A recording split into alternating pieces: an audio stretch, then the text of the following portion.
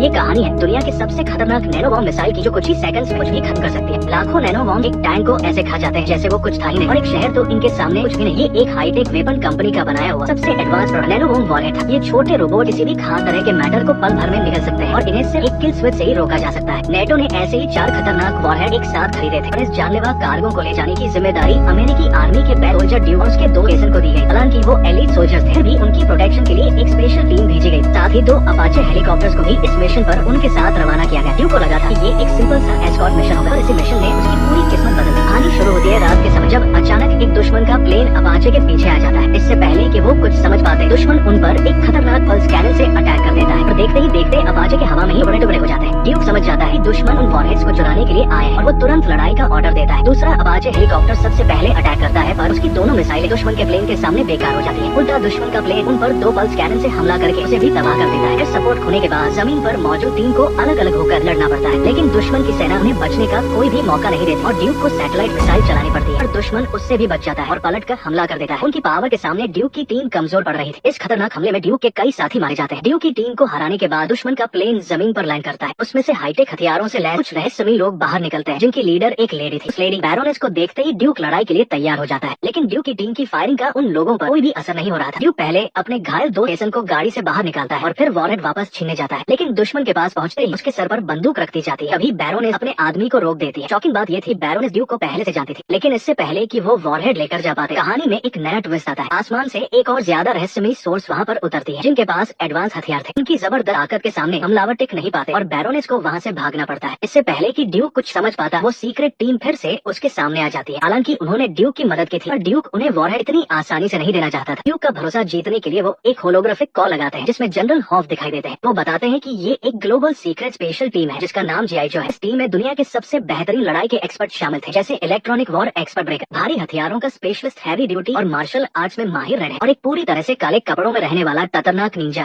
Duke को यकीन दिलाने के लिए वो उसे रेगिस्तान में बने अपने सीक्रेट बेस पर ले जाते हैं। इस बेस के अंदर एक बहुत बड़ा ट्रेनिंग ग्राउंड था, जहाँ 23 देशों के एलिट सोल्जर्स थे। ड्यूक और केसन ये सब देखकर पूरी तरह से हैरान रह गए थे। अभी मैकालिन का एक वीडियो कॉल आता है। मैकालिन वही आदमी था जिसने ये हथियार बनाए थे, और वो चेक करना चाहता था कि वॉरहेड सेफ है या नहीं। टीम उसे बताती है कि सब ठीक है, और वो केस को खोलकर चेक करने की जिद करता है। पासवर्ड डालने के बाद जब वो कंफर्म कर लेता है कि वॉरहेड सेफ है, वो फोन काट देता है। लेकिन असली झटका तो तब लगता है जब वो फोन पर उसी लेडी एना से बात करता है और पता चलता है ये पूरा हमला उसी का रचा हुआ एक खतरनाक प्लान था।